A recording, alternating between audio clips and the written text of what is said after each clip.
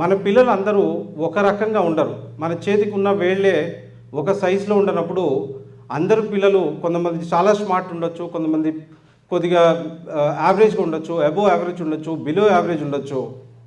ఇక్కడ we take care above individually అనమాట. ఇక్కడ స్టూడెంట్ మెంటరింగ్ సెషన్ ఉంటుంది. ప్రతి ఒక్క స్టూడెంట్కి మెంటర్ ఉంటాడు. సో మంచి గుర్రాన్ని ఎవరైనా ఉరికిస్తారు. ఇక్కడ ఎలా ఉన్నా కూడా వాళ్ళని ఉరికించడానికి ట్రై చేస్తాం. That's what Marwadi universities. So ఇక్కడ ఎకడమిక్స్ పరంగా బాగుంటాం, 2 ఇండివిజువల్ కేర్ తీసుకుంటాం, రైట్. 3 మా దగ్గర దాదాపుగా 200 పైన క్లబ్స్ ఉన్నాయి. పిల్లవాడిని ఓన్లీ చదువు చెప్పి వదిలేస్తే డెఫినెట్లీ మార్కెట్లోకి వెళ్ళిన తర్వాత డెఫినెట్లీ జాబ్ మేబీ 5%కో 10 మందికి వస్తాయేమో జస్ట్ చదువు చెప్పి వదిలేస్తే.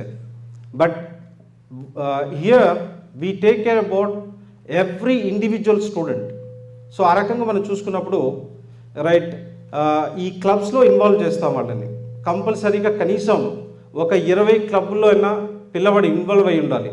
అది స్పోర్ట్స్ క్లబ్ అవ్వచ్చు, కల్చరల్ క్లబ్స్ అవ్వచ్చు, టెక్నికల్ క్లబ్స్ అవ్వచ్చు, రైట్. మేము ఇంతగా ఎంకరేజ్ చేస్తాం కనుకనే హ్యాకథాన్స్ ఇండియాలో జరిగిన లాస్ట్ 30 హ్యాకథాన్స్లో 25 హ్యాకథాన్స్ విన్నర్ మార్వాడి యూనివర్సిటీ.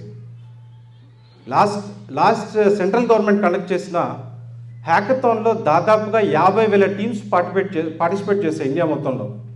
ఒక టీంలో 3-4 టీమ్ మెంబర్స్ ఉంటారు. అన్ని వేల మంది పిల్లల్లోంచి ఆ సెంట్రల్ గవర్నమెంట్ కండక్ట్ చేసిన hackathon winner Marwadi university. So మేము ఎంత స్ట్రాంగ్ ఎకడమికల్లీ ఉంటామనే దాని మీద ఇదొక నిదర్శనం అని చెప్పొచ్చు.